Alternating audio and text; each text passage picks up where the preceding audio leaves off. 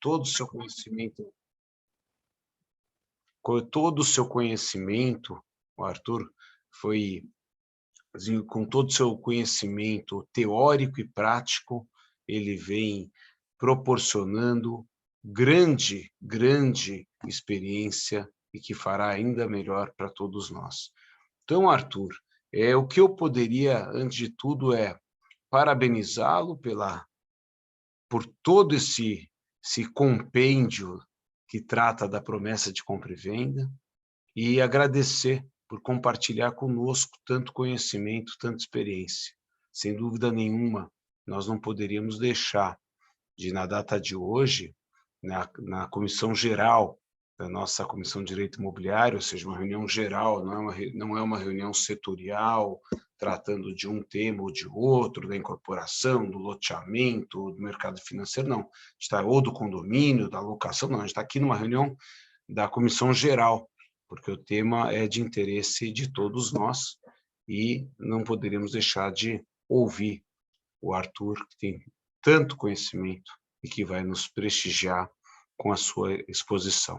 Já passando a palavra ao querido Arthur Rabai, eu agradeço mais uma vez por sua disposição, pelo seu carinho para com a nossa comissão e desejando desde já muito sucesso, seja na exposição, que eu tenho certeza, como professor exímio que a exposição será excelente, mas também no livro, que seja um sucesso de vendas, faz muito bem para todos nós, e aqueles que tiverem a sorte de comprar terão à disposição muita munição para as suas questões, para os seus casos, para os seus contratos e para orientar cada vez melhor os nossos clientes. Bom, chega de falar, deixa o Arthur nos brindar com o seu conhecimento.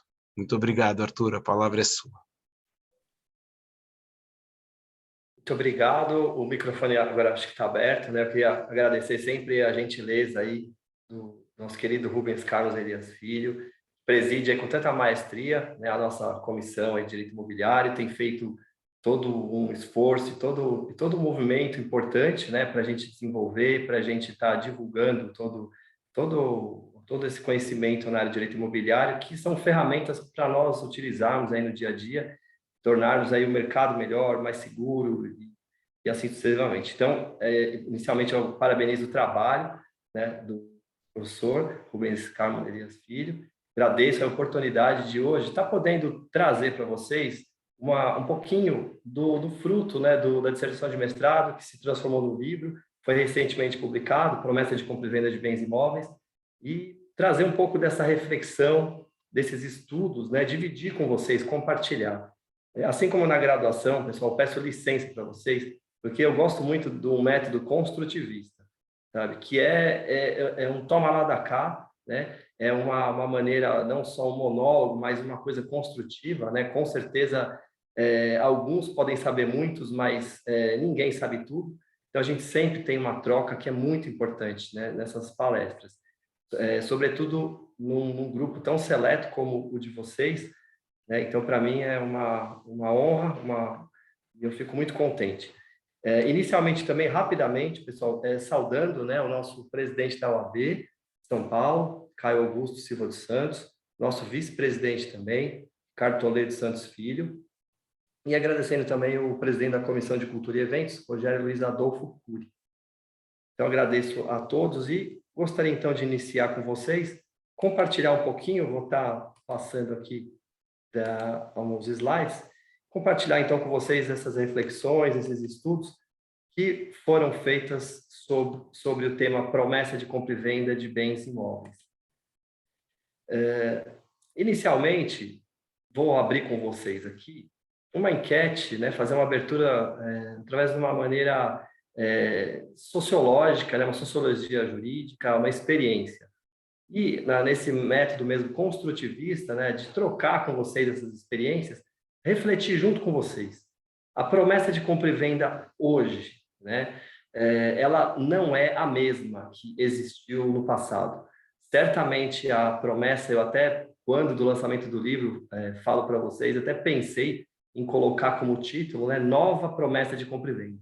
mas eu entendi que talvez não fosse bem entendido se eu colocasse, né? Que seria uma nova promessa de compra e venda. Mas, de fato, hoje a gente tem uma promessa muito diferente do que ela foi antes, né, da inauguração legislativa, aqui que a gente vai abordar com vocês, Decreto-Lei 58 de 1937, né, que transformou a promessa de compra e venda num contrato típico. Hoje a gente tem uma promessa, a gente vai abordar no slide mais para frente, muito mais forte, muito com fraquezas eliminadas, com discórdias ou com dúvidas também superadas, né? Então a gente tem um terreno bem mais estável, a gente tem muito mais tranquilidade, a gente tem pontos pacíficos na promessa de compra e venda que no passado nós não tínhamos.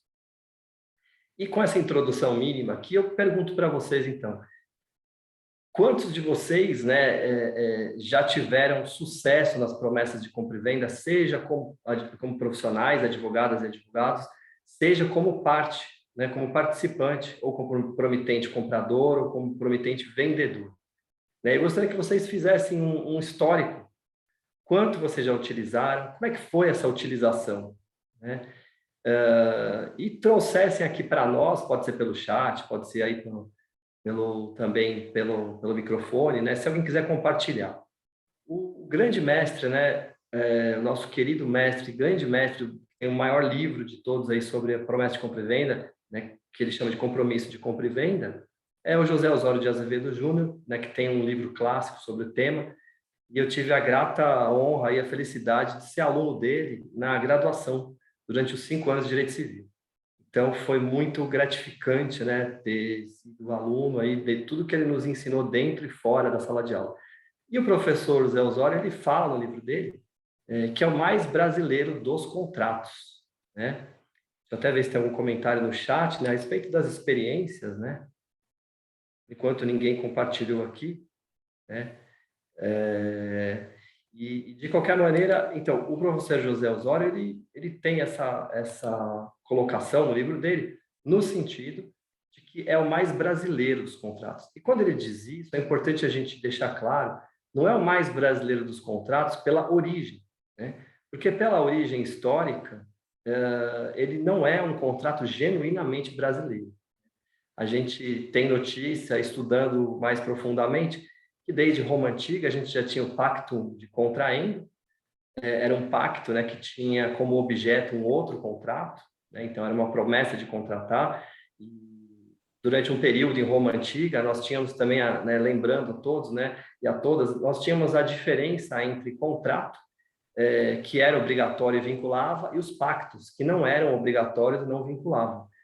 E essa característica, ela perdurou até pelo menos as ordenações do Reino de Portugal e até o Código Civil de 1916, que trouxe essa ideia lá de Roma Antiga, no sentido de que os pactos não eram obrigatórios, nós tínhamos o artigo 1088, que era muito negativo, né? Ele permitia o arrependimento ex lege, né, por força de lei, das promessas de compra e venda. Então, quando o professor José Osório fala que é o mais brasileiro dos contratos, a gente sabe que a lei, né, de loteamento, que foi a primeira lei de loteamento que tratou da promessa de compra e venda, que é o Decreto-Lei 58 de 1937, ela se inspirou em leis uruguaias de 1933, que, por sua vez, se inspiraram em leis francesas de 1919. Então, quando houve a tipificação da promessa de compra e venda no Brasil, não é um contrato genuinamente brasileiro. Mas quando o professor fala isso, é porque a utilização, apesar de até 1937 ele ser um contrato nominado, ou seja, era um contrato que tinha o nome em juris, né, o nome jurídico já consolidado, ele não tinha um regramento, uma tipificação legal ainda. Nós tínhamos meramente aí o artigo 1088, nós tínhamos o artigo 134, inciso 2, né, do Código Civil de 1916, que exigia, né, a exemplo do 108 hoje do Código Civil, a escritura pública para contratos translativos aí da propriedade acima de 30 salários mínimos. Naquela época era outra moeda, mas era semelhante. Então, o artigo 1088 ele permitia esse arrependimento no passado. Então, quando é dito que é o mais brasileiro, é nesse sentido, que ele era extremamente, sempre foi muito utilizado e continua sendo muito utilizado até os dias atuais. Vou dar mais uma olhadinha aqui no chat, se alguém quiser utilizar da palavra também para compartilhar alguma experiência do contrato em si, da promessa de compra e venda. Eu faço uma amostragem, se ninguém, né, tiver no momento querendo se pronunciar, seja pelo chat. Na minha amostragem, pessoal, o que eu trago para vocês, né, na minha amostragem, na minha vivência de promessa de compra e venda? Positiva, extremamente positiva, um instrumento ágil que você faz independentemente de cartório, pode ser instrumento particular, numa própria mesa de negociação, os termos e condições são negociados, é possível que haja essa agilidade, né, do próprio profissional já para o instrumento particular redigir. É um instrumento muito fluido, porque ele enseja, né, que diversos obstáculos, diversas dificuldades sejam superados, sejam dificuldades físicas mesmo, até de ocupação da própria coisa, ou porque tem um inquilino, sejam obstáculos jurídicos, quando falta aí uma vênia conjugal, quando falta uma vênia convivencial, no caso da união estável, ou quando a necessidade de uma autorização de sócio, quando tem uma pessoa jurídica envolvida como prometente vendedora, questões ambientais, questões de auditoria legal. Então, ele permite que esses obstáculos, essas inseguranças, essas necessidades prévias sejam superadas antes da compra e venda definitiva.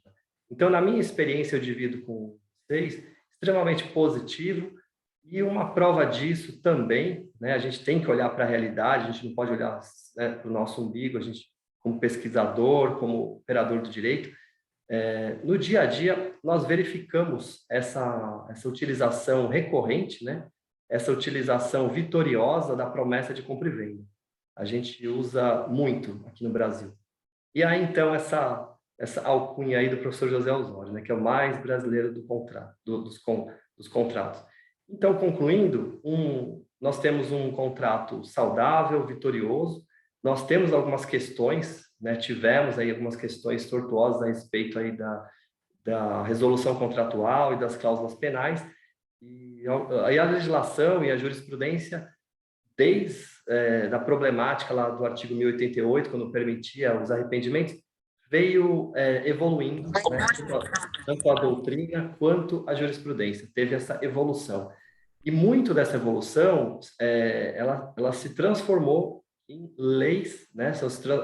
Essas dificuldades, as discussões foram superadas por legislação, por diversas súmulas também, e a própria doutrina, em determinado momento, além das construções jurisprudenciais, nós tivemos as construções doutrinárias também. E por tudo isso, esse contrato foi se desenvolvendo e se transformou num contrato, até vou passar um pouquinho aqui, algumas telas para frente, quando eu falo da nova e da velha, né, que vocês estão vendo aí. Então, um comparativo, entre aspas, né, entre a nova e a velha, a antiga, melhor dizendo, né, a antiga e a nova promessa de compra e venda. No passado, prevalecia a doutrina da frustração do contrato, esses dois artigos do Código Civil de 1916 permitiam, né, o 1088 permitia esse arrependimento ex lege, como fruto lá até de Roma Antiga, remanescendo aquela situação de que os pactos não eram obrigatórios, né, também nas ordenações do Reino de Portugal foram trazidas até o Código Civil de 1916, e depois houve essa correção. Hoje, o que nós temos? E nós sabemos também que nós temos. Nós temos hoje, então, a promessa de compra e venda, ela, além de nominada, é um contrato típico, com regramento legal desde o Decreto-Lei 58 de 1937, e depois a gente vai avançar com vocês uma série de leis regulando, então, além de nominado, é típico também, né? E não tinha esse poder sancionatório, essa exigibilidade judicial da execução específica. E hoje, de maneira pacífica, a gente tem essa exigibilidade judicial, a gente tem a possibilidade da execução específica. ou seja, exigir o próprio cumprimento do contrato, o próprio bem da vida. Voltando, então, né, feita essa enquete, fiquem à vontade, tá, pessoal? Se alguém tiver algum comentário, quiser acrescentar alguma coisa, quiser colocar algum ponto também, é muito bem-vindo. E as perguntas a gente sempre eu acabo anotando e só tem a enriquecer, tá?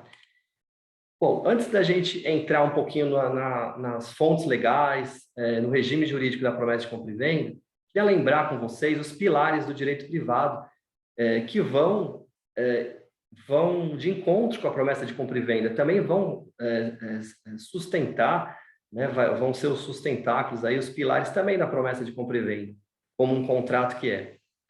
Os pilares do direito privado, relembrando com vocês, autodeterminação, autorregulamentação, autorresponsabilidade. Então, nós temos na autodeterminação a liberdade de contratar ou não contratar e a liberdade de estabelecer o conteúdo do contrato, a autorregulamentação, criar dentro do direito privado, até do que o artigo 425 atualmente nos permite, né? Criar contratos até mesmo atípicos, então se podem ser criados até contratos atípicos, cláusulas e condições também livremente podem ser criadas nos contratos em geral e na promessa de compra e venda em especial. Então, a autodeterminação prevalece, a autorregulamentação em relação ao conteúdo, às cláusulas contratuais. Nós temos depois a autorresponsabilidade, que tem que ser pensada e tem que ser refletida para que o contrato, ele, nesse viés de se preservar o promitente comprador ou o promitente vendedor, acabar tendo uma destruição do próprio instituto. É um risco, né? Quando nós riscarmos aí a autorresponsabilidade da promessa de compra e venda, nós teremos aí praticamente a banalização, né? Então, a gente tem que ter a liberdade de estabelecer o contrato e depois a responsabilidade pelo que foi contratado. Até mesmo porque, né, consumidor não é incapaz, é vulnerável. E nós sabemos que há diferença marcante, né, entre a incapacidade e a vulnerabilidade, não pode ser confundido.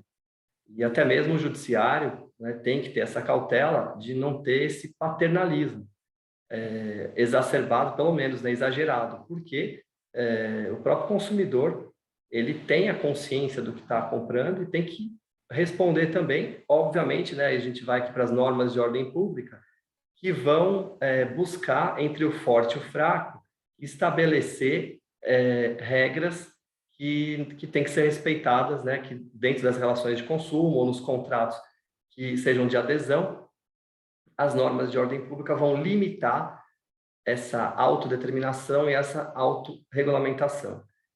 Eu costumo falar, e até concluo também, né, no próprio livro, que a gente tem que ter cuidado, a gente tem que fazer a interpretação da promessa de compra e venda de maneira pró-negócio. A gente tem que ter muito cuidado ao fazer uma interpretação pró-parte, porque se nós tivermos esse viés muito focado, né, em um ou outro partícipe aí da relação contratual, a gente pode acabar prejudicando o próprio instituto como um todo. Então, tem que ter uma cautela, né, na interpretação, na própria aplicação do regime jurídico da promessa de compra e venda. Uma vez escolhida o instrumento contratual promessa de compra e venda, até estou parafraseando aqui o Pablo Neruda, e né, quando ele diz aqui, né, que você é livre para fazer suas escolhas, mas é prisioneiro das consequências, né? E parafraseando, eu coloco aí, então, o contratante, ele é senhor de suas escolhas, mas escravo das consequências. Então, quando o contratante, ele opta por uma promessa de compra e venda, ele não pactua, né? não convenciona uma proposta, ele vai ter que se sujeitar ao regime jurídico, à fonte legal, às consequências todas de ter firmado uma promessa de compra e venda. Se ele preferir pactuar, né, ou contratar uma compra e venda diretamente, vai se sujeitar, né, também ao regramento e todas as consequências desse tipo contratual. Então, é importante a gente diferenciar, né, e se não há nenhuma promessa, se há meras negociações preliminares, também as consequências, né, não dá para equiparar a mera negociação a uma proposta, nem a uma promessa, nem a um contrato definitivo. Então, é importante que o contratante ele escolha, né, qual a modalidade, qual o tipo de contrato que ele vai avançar, e ele tem que ter essa consciência que as consequências que vão daí advir são específicas. Eu até costumo brincar, eu falo assim, se você escolher uma bala de uva, você não vai poder querer, né, não vai poder querer sentir gosto de morango. Tá? Escolher uma bala de uva, as consequências dessa escolha são inevitáveis, você vai sentir gosto de bala de uva. E não, né, o gosto de morango. Então, se escolher uma proposta, vai ter as limitações de uma proposta. Se escolher a promessa de compra e venda, todo o regime da promessa de compra e venda e assim sucessivamente. Colocado, então, os pilares, né, do direito privado e a gente verificando que a promessa de compra e venda como um contrato que assim nasce, né, e depois ele pode se transformar num direito real, a gente tem uma tela específica que a gente vai abordar essa possível transformação, né, de direito pessoal, de contrato, para um direito real. Vamos abordar, então, inicialmente com vocês, o conceito básico de promessa de compra e venda. Promessa de compra e venda imobiliária consiste, então, em um contrato preliminar, pelo qual o promitente comprador e o promitente vendedor obrigam-se mutuamente a contratar no futuro, em caráter definitivo, a compra e venda de determinado bem imóvel, mediante pagamento do preço e cumprimento de todos os demais termos e condições contratuais. Então, a promessa de compra e venda, ela é um contrato sui generis, no sentido que a promessa, ela carrega em si uma promessa de contratar, ou seja, o objeto da promessa de compra e venda é um outro contrato, que é a compra e venda definitiva. Então, nós temos, né, na verdade, tecnicamente falando, uma obrigação de fazer. Na promessa de compra e venda é assumida bilateralmente uma promessa de contratar, uma obrigação de contratar um contra ele, né, como se falava em Roma Antiga. Então, é um contrato preliminar que visa ela vai estar, nós temos na promessa de compra e venda uma gestação, né? Ela é uma incubadora de uma compra e venda definitiva. Então, nós vamos ter os termos e as condições, né? Na promessa de compra e venda, que uma vez superados, vão dar ensejo à contratação definitiva. Nós temos, então, alguns doutrinadores visam equiparar a promessa de compra e venda à própria compra e venda. E eu digo para vocês, pelos estudos, pelas reflexões durante todos esses anos, né, e também no curso de mestrado e depois trabalhando no livro, que, na verdade, essa equiparação, né, assim como o próprio Pontes de Miranda, ele também se alinha, né, nesse entendimento, a equiparação ela se dá no plano dos efeitos jurídicos, não no plano da validade, porque no plano da validade, a promessa de compra e venda, ela vale como promessa de compra e venda. E alguém pode até argumentar, não, mas no direito francês tem um artigo específico, né, no Código Civil francês, de que a promessa de compra e venda vale compra e venda. Mas é um outro sistema jurídico, né? Lá, aqui no Brasil, a gente tem o sistema da duplicidade formal, lá é o sistema da unicidade formal, então a gente tem o título e o modo, né, de aquisição, os sistemas são diferentes. Então, trazer pura e simplesmente, até o professor Caio Mário da Silva Pereira critica, né, esse transplante ou esse entendimento de que a promessa de compra e venda no Brasil, ela vale compra e venda, ela não vale. Né, ela, no plano da validade, ela se diferencia. Para a gente trazer alguma coisa prática para vocês dessas diferenças, 2 ou 3 diferenças, pelo menos, a gente pode trazer A promessa de compra e venda hoje, ela está regulada lá nos contratos preliminares, artigo 462 e seguintes, no artigo 1417 do Código Civil e seguintes, 1225, né, nós temos o inciso que trata também da promessa de compra e venda como direito real, e nós temos a compra e venda no artigo 481 e seguintes. Então, nós temos um regime legal, uma fonte legal já diferente. Por aí, a gente já pode verificar no plano da validade dessa diferença. O que nós temos também na promessa de compra e venda? A aquisição imobiliária na compra e venda, ela é feita ad unum, que a gente fala, né? É um ato só, já a própria escritura, normalmente a escritura, né? Já faz, já aperfeiçoa a compra e venda. Na promessa de compra e venda, a gente fala que é ad dui. Por quê? Porque são dois atos. Primeiro, você tem o contrato preliminar e depois, uma vez pago o preço, atendidas todas as condições em termos contratuais, lavrada normalmente a escritura pública definitiva de compra e venda. Então, nós temos dois atos, dois instrumentos, e na compra e venda, um só. Podia trazer mais alguns exemplos para vocês, né? Tem alguns autores que falam que a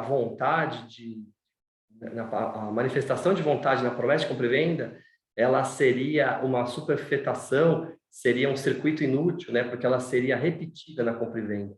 E eu humildemente falo para vocês, pelos estudos que fiz, que na verdade, até como o Pontes de Miranda fala, a promessa, a vontade de prometer, comprar e vender é diferente da vontade de comprar e vender. Não é uma mera reprodução. A gente até fala, essas vontades são diferentes. A promessa de compra e venda, ela é uma vontade diminuta, é uma vontade de prometer, comprar e vender diante de atendimento de certos termos e condições. Então, não é idêntica, não é a mesma vontade. Então, nós temos essa diferença também.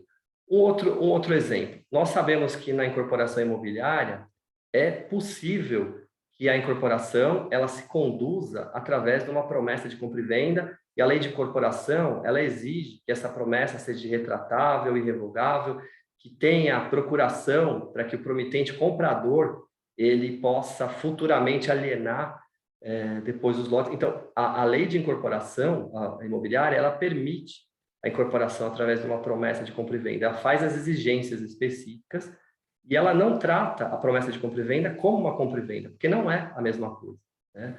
São institutos contratuais, institutos jurídicos diferentes. No loteamento, o que acontece? A gente já tem, se a gente estudar um pouquinho, até no próprio livro tem também uma pesquisa aí da decisões de corregedoria. A promessa de compra e venda, ela não é um instrumento apto aí para o loteamento. O loteamento não se permite que o loteador ele se utilize da mera promessa de compra e venda para levar adiante o loteamento, diferentemente da incorporação imobiliária, com aquelas exigências.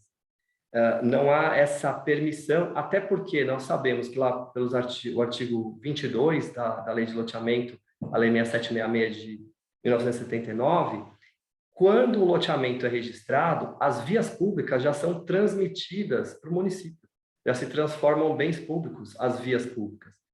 E a promessa de compra e venda ainda não é uma compra e venda. Então, como é que ficaria essa situação? E se essa compra e venda, se essa promessa de compra e venda, ela é objeto de uma resolução contratual, uma inexecução ou uma inadimplência do promitente comprador? Então, ele já vai ter transmitido uma parte do imóvel para a prefeitura, que seriam essas vias públicas, né?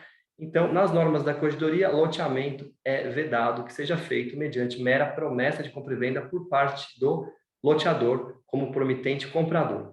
Então, a gente tem diferenças, né? E tem até um adágio, um provérbio latino antigo, né? Que fala que uma coisa é dar, né? Outra coisa é prometer. Então, a gente tem, e teria aí, né, no próprio livro, tem capítulo inteiro falando só sobre essa diferença para demonstrar a natureza de contrato preliminar, que é o entendimento que a gente abraça e que eu entendo a respeito da promessa de compra e venda como contrato preliminar. Então, mudando aqui a tela, a natureza jurídica da promessa de compra e venda é um contrato preliminar, preparatório, intermediário, né? Ele é predestinado a se convolar a se transformar futuramente no contrato definitivo, que a gente também chama de contrato prometido, principal ou final. Então, a gente tem a promessa de compra e venda de um lado e o contrato definitivo, que é a compra e venda, né, como um ponto. Então, nós temos um ponto de partida, um ponto inicial, que é a promessa, e nós temos um ponto de chegada, que é a compra e venda definitiva. Então, como promessa de contratar, como uma modalidade, né, de contrair e de obrigação de fazer, que é por parte do promitente comprador e do promitente vendedor, receber e outorgar a escritura definitiva. Traços marcantes. Eu já fiz um pouco de comentário com vocês nas telas anteriores, falando que ela é uma incubadora, ela tem como característica a promessa de compra e venda, tem como objeto um outro contrato, que é o contrato definitivo da compra e venda. Então, ela vai gestar, ela vai incubar esse contrato definitivo, e quando tiver essa maturidade suficiente, que a gente vislumbra quando o preço é integralmente pago, quando os termos e condições são atendidas, ela já está apta e pronta para se transformar, e até já nasce aí a exigibilidade, né, judicial, que pode ser feita através da ação de adjudicação compulsória. E hoje também a gente não tem mais dúvida, né, da possibilidade da ação de adjudicação compulsória inversa, que é aquela que o promitente vendedor exige o recebimento da escritura pelo promitente comprador. E aí eu volto a falar para vocês essa interpretação pró-negócio, não só pró-partes, né? A gente não tem aqui protagonista e antagonista, nós temos apenas partícipes dessa relação contratual, promessa de compra e venda. Ninguém é melhor ou pior, né? Fazem todos parte dessa relação vitoriosa, dessa relação contratual que vai gerar riqueza, vai produzir riqueza. Então, a adjudicação compulsória pelo promitente comprador, quando há inadimplência do promitente vendedor, e também a ação de adjudicação compulsória inversa, que é comum quando o promitente comprador se recusa a receber a escritura, seja por qual motivo for, às vezes não quer integrar no seu patrimônio, né, o imóvel porque ele tem dívidas. De qualquer maneira, o que foi pactuado tem que ser cumprido. A gente viu lá nos pilares, né, do direito privado, autodeterminação, autorregulamentação e autorresponsabilidade. Escolheu, tem que cumprir. E a gente verifica, então, também que essa relação jurídica de aquisição imobiliária ela é complexa. É uma relação jurídica, não é uma relação simples, é uma relação jurídica complexa. Nós temos também uma eficácia jurídica crescente, né? O próprio professor José Osório ele fala isso, né, no livro dele. A partir do momento que você paga o preço, transmite a posse, né, cada vez mais a promessa se aproxima da compra e venda. Mas no plano da eficácia, no plano da validade, a gente vai falar com vocês novos contornos aí que a gente tem na lei de loteamento, né? Mas no plano da validade existe essa necessidade, que alguns chamam de burocracia, mas faz parte dessa relação complexa, que é lavrar a escritura quando madura suficientemente, né, a promessa de compra e venda. Então, a gente fala que é uma relação in fieri ou in itinere. Por quê? É uma relação jurídica em formação e em transformação, e também no itinerário ou a caminho. Eu costumo falar que na promessa de compra e venda, então, a gente tem uma pauta, a gente tem uma programação pré-estabelecida.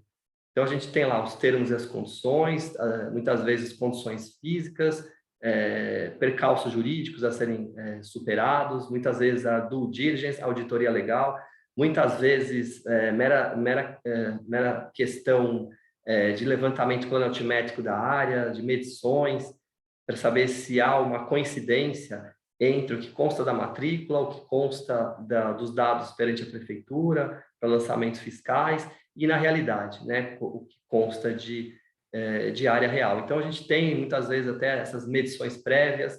Nós temos, muitas vezes, problemas de ocupação, sejam com inquilinos, sejam com outras pessoas, às vezes até o próprio promitente vendedor precisa de um tempo para sair do imóvel.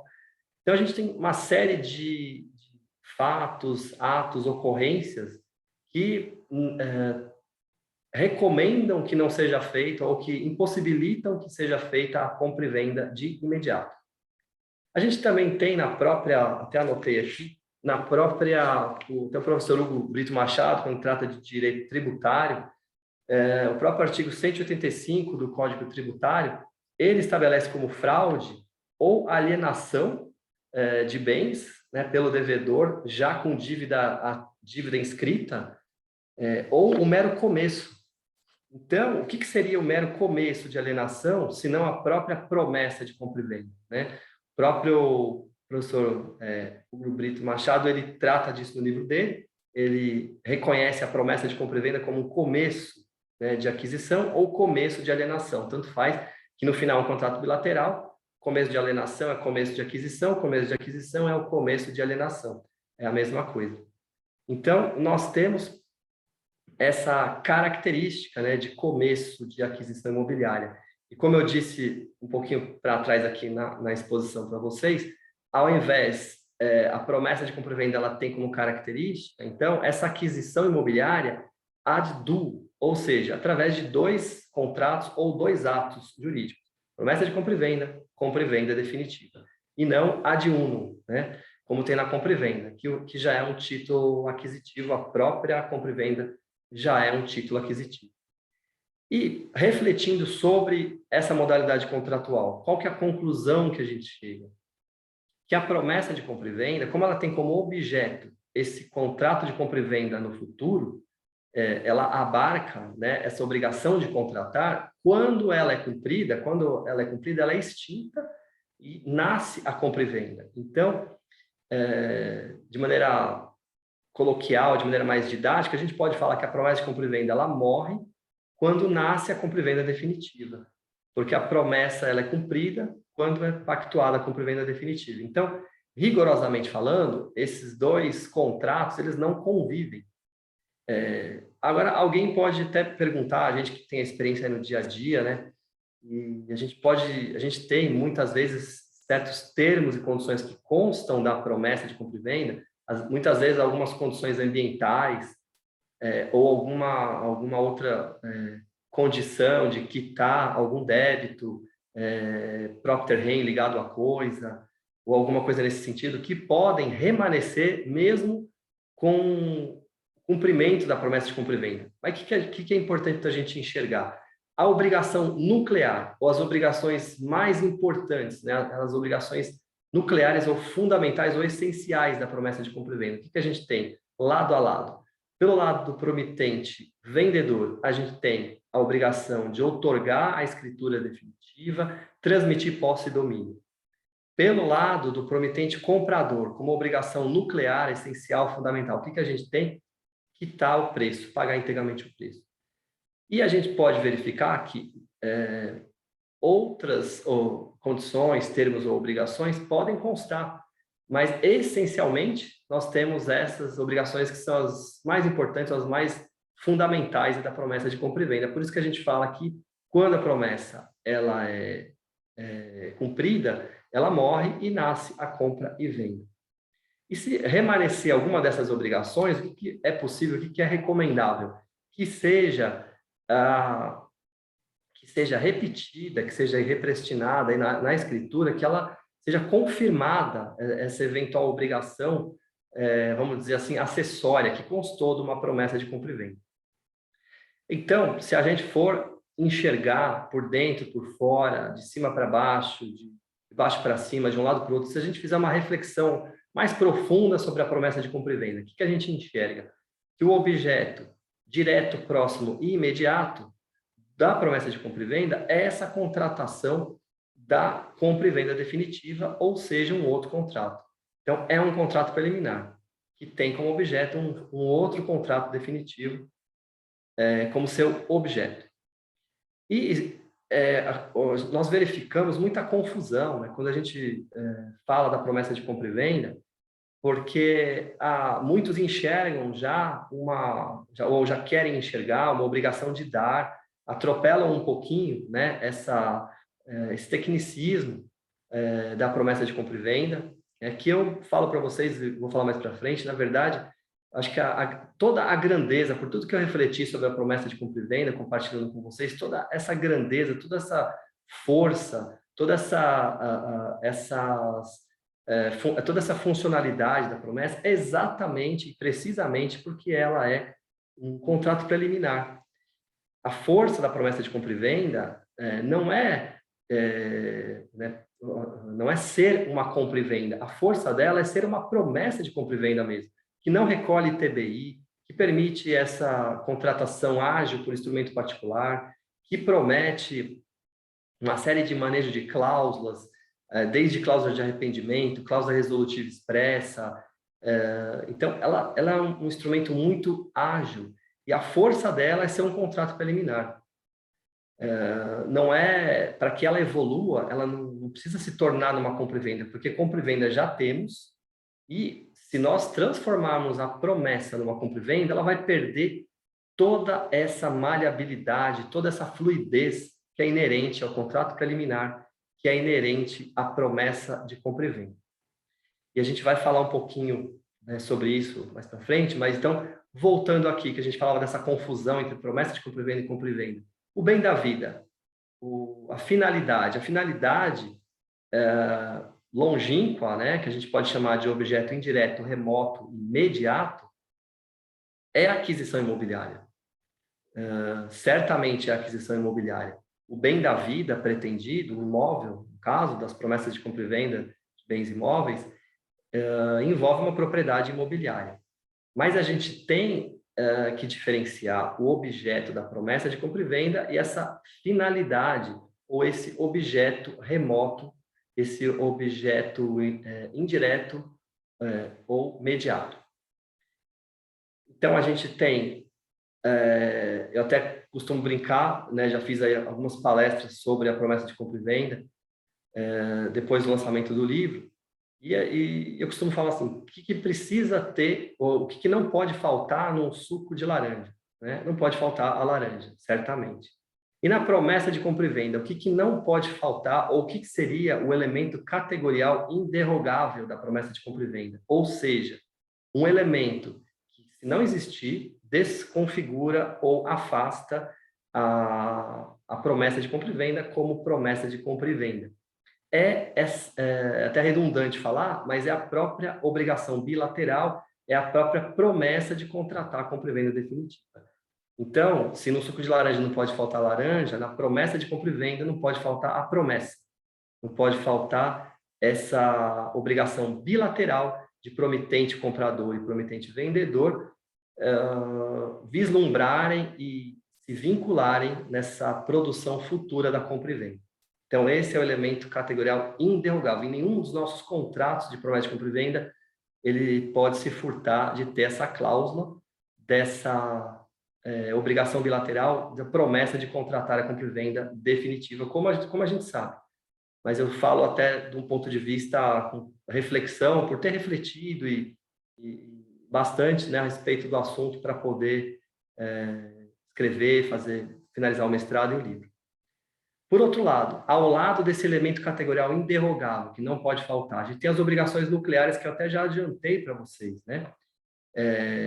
São as obrigações mais importantes, mas não afastam outras obrigações acessórias, né? Como a gente sabe também.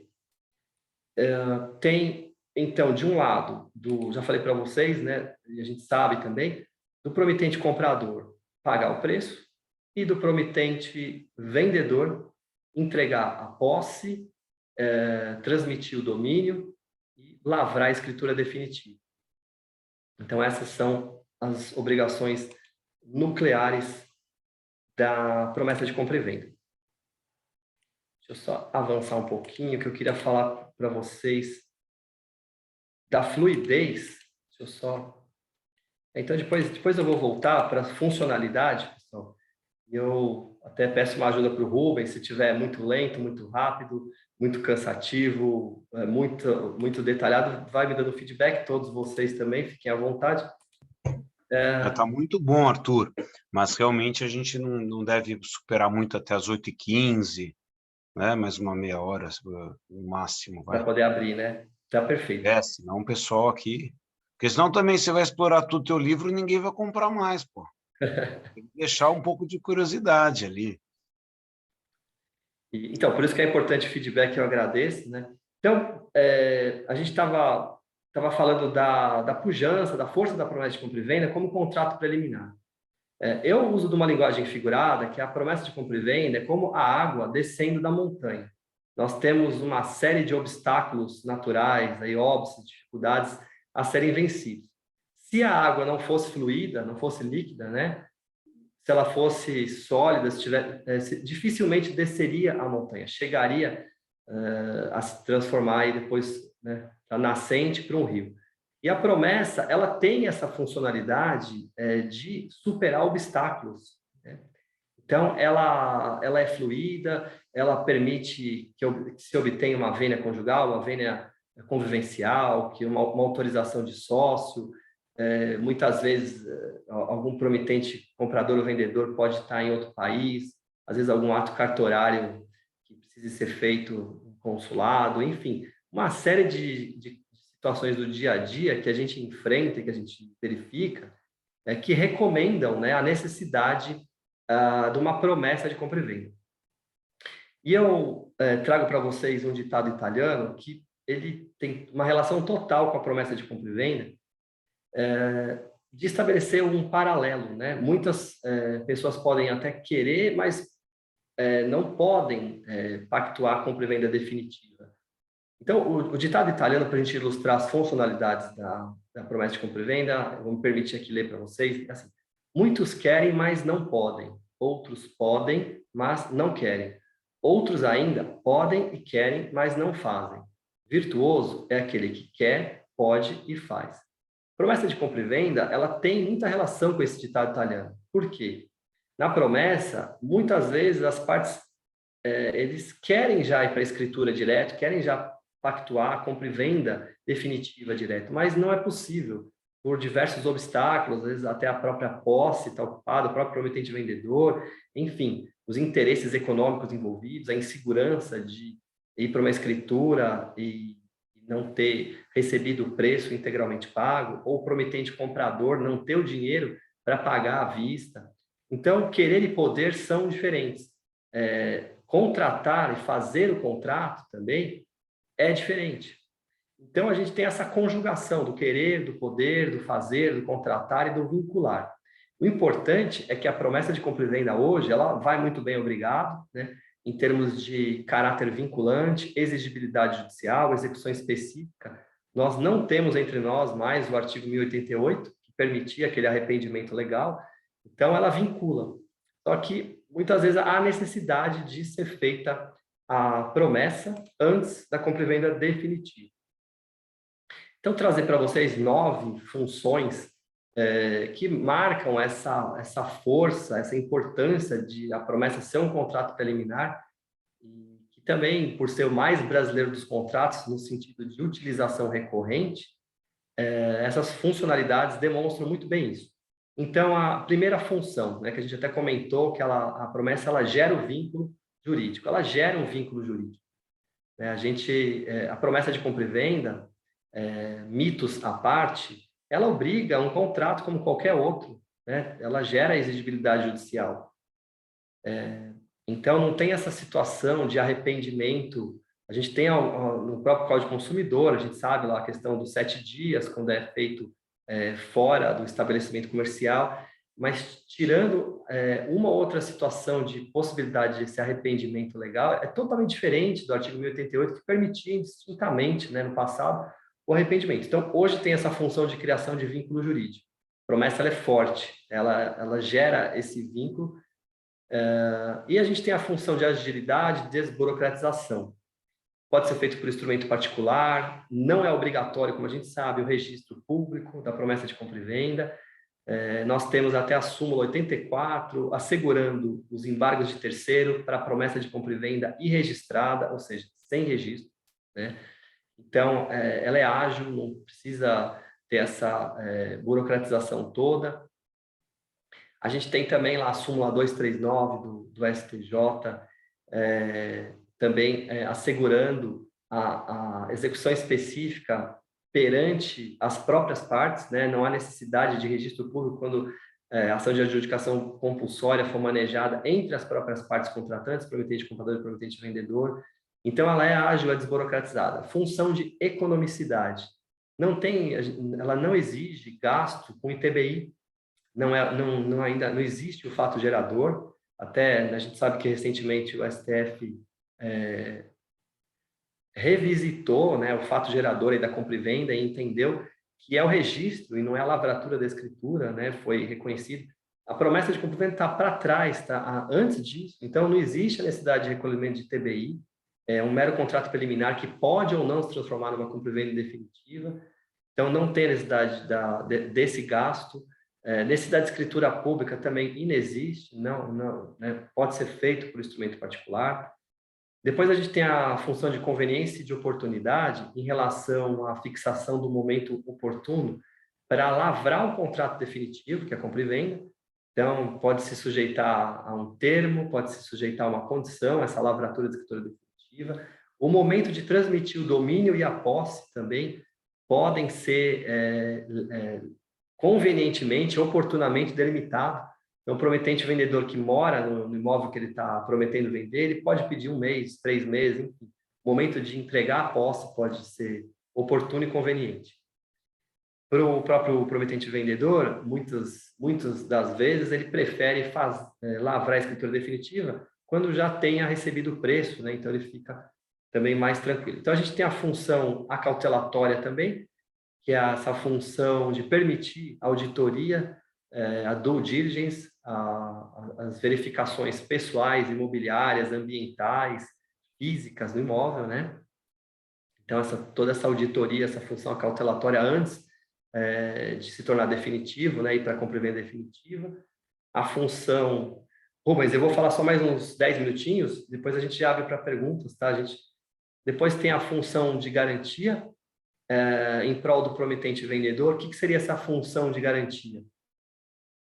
Somente a escritura definitiva vai ser lavrada após o pagamento integral do preço.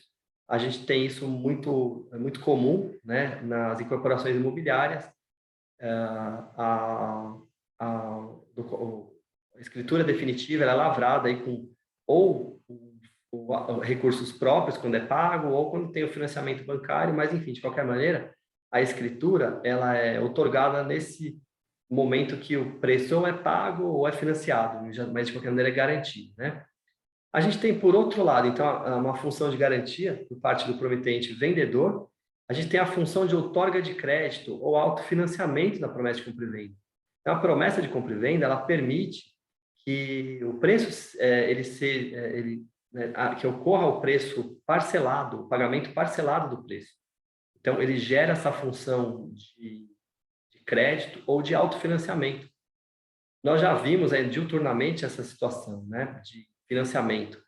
Então, o prometente vendedor, ele autoriza esse pagamento parcelado. Então, também tem essa função muito importante da promessa de compra e venda. Depois, né, a gente tem a função de dinamismo e de transmissibilidade do contrato sem carga tributária, sem incidência tributária. A gente tem aí a cláusula com pessoa a indicar, do artigo 467, né, do Código Civil, que é diferente da cessão de contrato que gera ITBI. A cláusula com pessoa a indicar, a cláusula nominare, né, ela é diferente da cessão do contrato. A própria doutrina e a própria legislação estabelece que a pessoa indicada é como se ela desde o início já estivesse presente na contratação. Então, tem esse dinamismo, e essa cláusula com pessoa indicar, como a gente sabe, ela só pode ser usada na promessa de compra e venda. Na compra e venda definitiva, não tem essa oportunidade de cláusula com pessoa indicar. Que também marca, né, mais uma diferença aí que a gente pode diferenciar, né, que são contratos que são diferentes no plano da validade e eles podem ter equiparação no plano dos efeitos. E uma última função é uma função de superação de diversos entraves legais, jurídicos, registrais, fáticos, pessoais, urbanísticos, ambientais. Então, a gente tem, e a gente já participou, acho que diversos dos colegas também, na área de incorporação imobiliária, situações ambientais, em que há uma necessidade de investigação ou de remediação, e muitas vezes ela é colocada como a condição para que o contrato, a promessa, né, esse contrato preliminar de promessa de compra e venda se transforme num contrato definitivo. Então, muitas vezes também a questão urbanística, de estar comprando, estar adquirindo aí potencial construtivo, pode ou não ensejar essa confirmação da promessa em compra e venda definitiva. Depois tem os entraves registrais, fáticos, pessoais, jurídicos e legais, né, que na casuística a gente sempre verifica, muitas vezes tem um inventário que precisa ser registrado antes da compra e venda definitiva, situações fáticas de desocupação, ou com inquilino, ou com comodatário, enfim. Então, a promessa ela também tem essa função, ela, né, conforme a gente falou no slide anterior, ela é fluida como a água descendo da montanha. Então, ela vai se moldando às dificuldades e vai superando as dificuldades. Então, a gente tem todas essas funcionalidades. Avançando um pouquinho mais com vocês, então, aqui já agradecendo aí vocês, a paciência, a gente tem aí uma matéria muito ampla, né, que orbita a promessa de compra e venda, e eu trouxe alguns slides aqui, mas a gente sabe que, né, já conforme o Dr. Rubens também nos já sinalizou, a gente tem mais alguns minutinhos, vou verificar um outro slide aqui. Esse slide é importante, pessoal, e a gente tinha, para quem tem um pouco mais de idade aí, os 3 em 1, 4 em 1, agora a gente tem o All in One, né, os mais modernos, a gente tem o celular, que é ou até computador, que faz 1000 coisas, né? A gente tinha o 3 em 1, que era vitrola, cassete, rádio também, né? Fita cassete, rádio, era 3 em 1. E brincando um pouquinho para descontrair um pouco, mas falando da promessa de compra e venda, se a gente pudesse classificar ela, eu classificaria ela como 2 em 1. E por que 2 em 1? Porque ela nasce como contrato e não tem como fugir desse itinerário, dessa maneira. Ela não nasce como direito real, nem consegue nascer. Ela vai ter que nascer como contrato e ela pode evoluir ou ela pode se transformar num direito real. Então, por isso, 2 em 1. Então, ela tem ela pode ter uma dupla face eficacial. Ela pode ter uma eficácia inter partes, se ela apenas nascer como contrato e não for registrada, e a gente pode ter uma outra face eficacial, que na verdade seria erga omnes, né? Não seria uma mera eficácia real, que é diferente de um direito real. O direito real é mais amplo, né, do que uma mera eficácia real, que timidamente a legislação no começo assegurava eficácia real para a promessa de compra e venda. Hoje, a promessa de compra e venda registrada e que não tem a cláusula de revogabilidade e retratabilidade, como diz a lei, ela se transforma, né, ela ganha o assento, né, a partir do momento que ela ganha o assento no registro de imóveis, ela se transforma num direito real de aquisição com eficácia erga omnes. Então, daí essa situação dessa dupla face eficacial. E eu tinha aqui vários slides, mas eu vou passar com vocês, então, mas brevemente, esse slide mais um. Esse slide eu acho muito importante, que é da cláusula resolutiva expressa. A gente teve bastante, né, discussão a respeito da possibilidade ou não de cláusula resolutiva expressa em promessa de compra e venda, e o direcionamento sempre foi que em promessa de compra e venda o judiciário precisava intervir para resolver o contrato. Então, a cláusula resolutiva expressa, ela não era aceita nas promessas de compra e venda. Depois nós tivemos a Lei 13.097, de 2015, que ela alterou o decreto-lei, como a gente sabe, né, 745/1969, o artigo 1º. E essa lei de 2015, ela permitiu a inserção de cláusula resolutiva expressa nos contratos não loteados. Tá? porque é até importante relembrar, até anotei aqui para trazer para vocês, quem critica a cláusula resolutiva expressa precisa lembrar que a cláusula resolutiva expressa, ela já existia no artigo 64, no leilão extrajudicial da Lei da Lei de Incorporação Imobiliária, 4591 de 1964, né? Vocês estão lembrados, vocês sabem. Então, já existia a resolução extrajudicial para esse artigo 63, que era o leilão extrajudicial das promessas de compra e venda nas incorporações imobiliárias. E nós também já tínhamos, desde o Decreto-Lei 58, o artigo 14, parágrafo 1º ao 3º, depois a Lei 6766, de 1979, artigo 32, parágrafo 1º até o parágrafo 3º, a resolução das promessas de compra e venda de lotes, elas já eram extrajudiciais. Então, acontecia a notificação prévia, a notificação premonitória, através do cartório de imóveis, nas promessas de compra e venda de lotes, e o contrato, por força de lei, ele já era resolvido extrajudicialmente. E essa lei, ela veio a permitir a cláusula resolutiva expressa nas promessas de compra e venda de imóveis não loteados.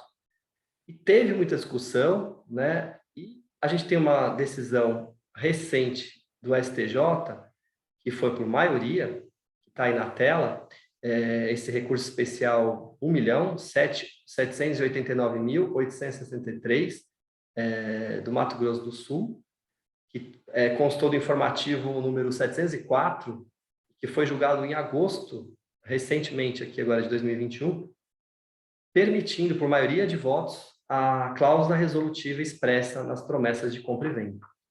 Eu tenho uma posição, né, no livro, e também o professor Francisco Loureiro, quando ele comenta o Código Civil, ele também tem a mesma posição, né, no sentido de permitir a cláusula resolutiva expressa nas promessas de compra e venda também de bens imóveis não loteados.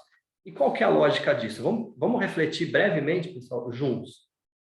O contrato, ele nasce do consenso, encontro de vontades, né? Apesar de não estar lá no 104, ele não está textualmente ou literalmente, a manifestação de vontade, ela está de maneira virtual, de maneira latente, está lá, é um requisito, é um elemento essencial à vontade. Então, o contrato, ele nasce dessa manifestação, desse consenso, dessa união de vontades.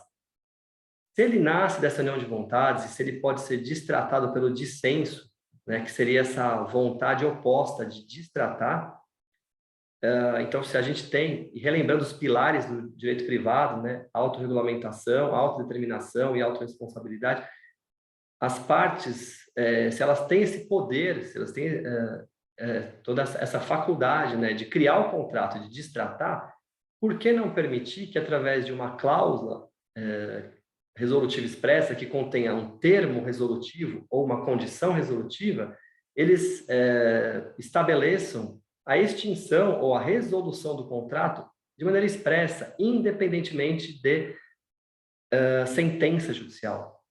Então, é lógico que se pode nascer, e se ele pode ser extinto, o contrato pela vontade, também pode uma cláusula resolutiva expressa extinguir o contrato. E aí, como dizem alguns doutrinadores, não há prejuízo, seja para o consumidor, seja para aquela parte que entende que a cláusula resolutiva não deveria estar prevalecendo, não deveria estar operando efeitos. Essa parte prejudicada, ela pode ajuizar uma ação para reconhecer a invalidade dessa cláusula resolutiva expressa ou para reconhecer que não se configurou a condição resolutiva ou o termo resolutivo que está constando dessa cláusula. Só que inverte-se a lógica do processo.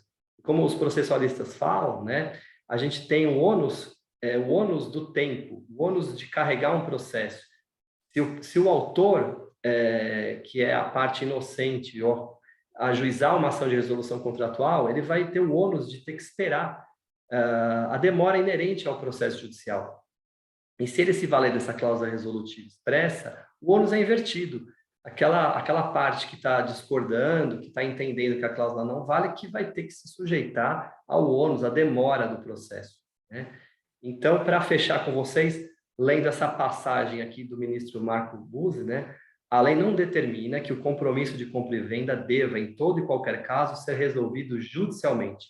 Pelo contrário, admite expressamente o desfazimento de modo extrajudicial, exigindo apenas a constituição in mora ex re e o decurso do prazo legal conferido ao compromissário comprador para purgar sua mora.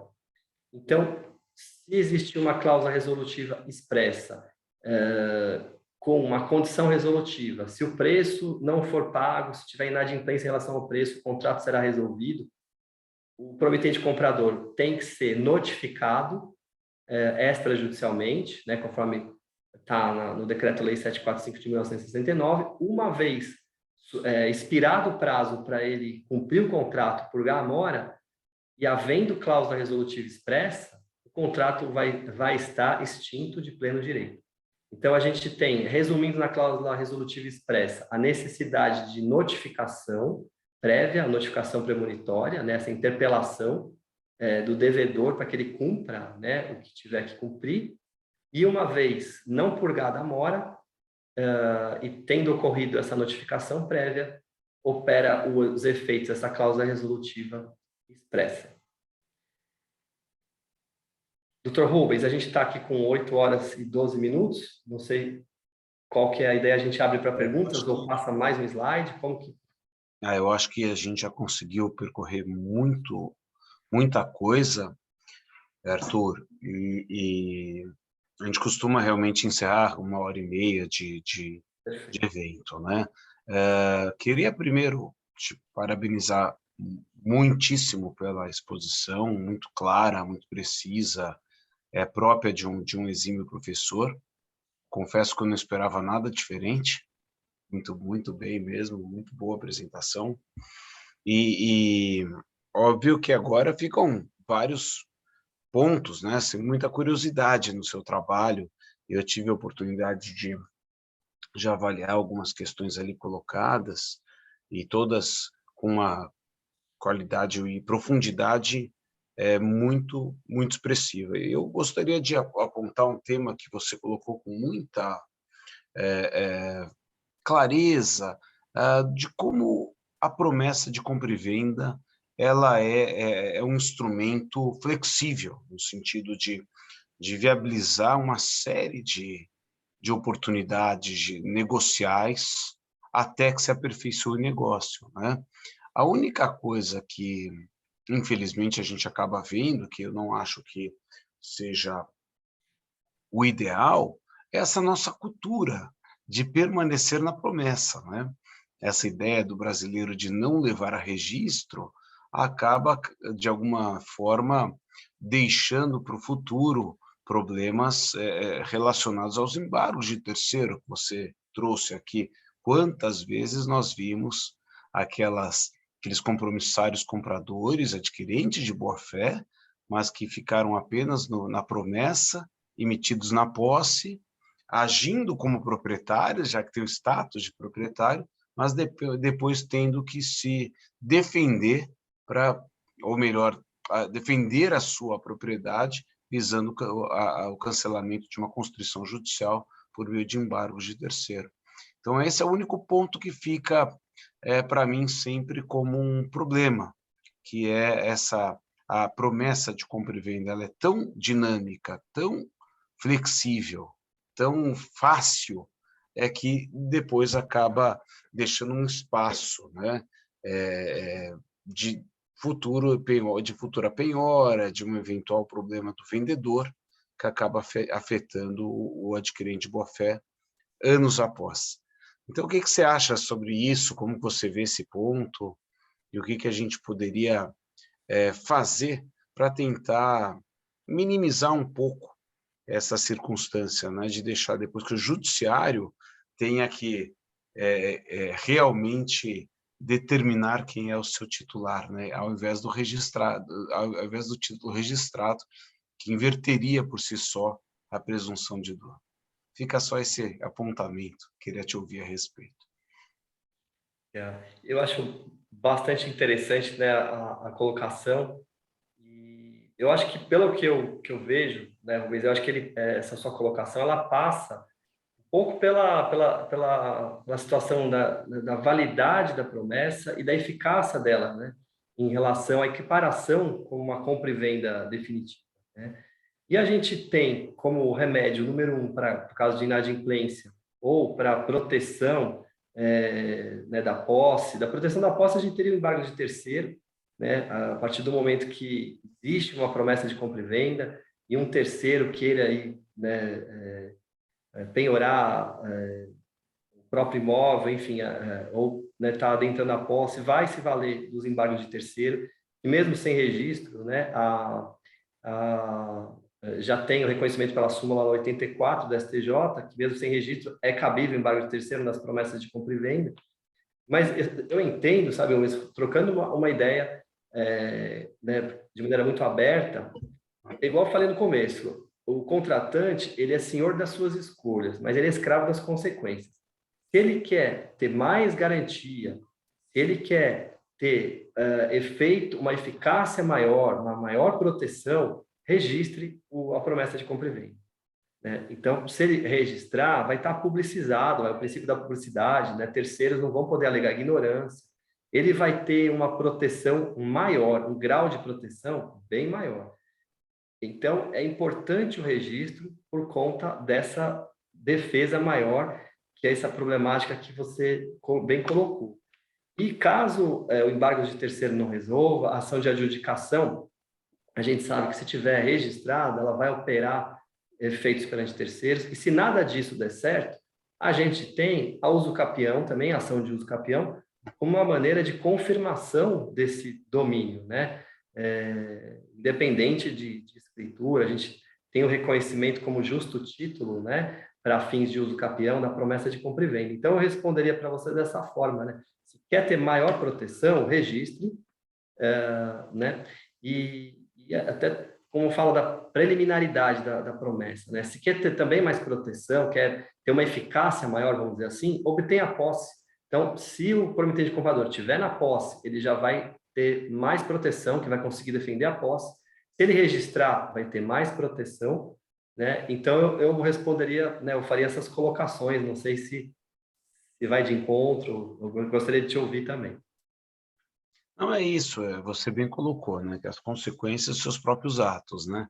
Então, é que a gente coloca exatamente as vantagens, então, os bônus e os ônus, né? Então, o fato de a promessa te dá muitas vantagens, mas te deixa com uma exposição para o futuro. E às vezes a gente vê que o brasileiro, ele vive mesmo de promessa, né? Vive ele, não, fica aqui só na promessa. Eu gosto de brincar com os meus alunos, está num condomínio, e aí pergunta ali, aí fulano, você sabe se seu vizinho é proprietário? Não, é proprietário. Ele age como proprietário, mas ninguém nunca viu se efetivamente o título está escrito, registrado, etc. Né? Mas ele tem aquela exteriorização de domínio. Ele age com todos os atributos do titular, né? Mas tem essa exposição. Arthur, só elogios e dos advogados mais ilustres. Recebemos aqui elogios de Flávio Gonzaga Nunes, de Jacques Buchatsky, só aqui da nata da advocacia imobiliária, recebendo elogios à sua exposição, todos muito felizes. E aqui o Itamir está dizendo sobre o livro aqui. Por favor, informe o título do livro e editora. Promessa de compra e venda de bem imóvel. Não sei se vou conseguir Posso aqui. Compartilhar? Tem uma tela aqui. Por favor. Vou compartilhar, então. Vou compartilhar.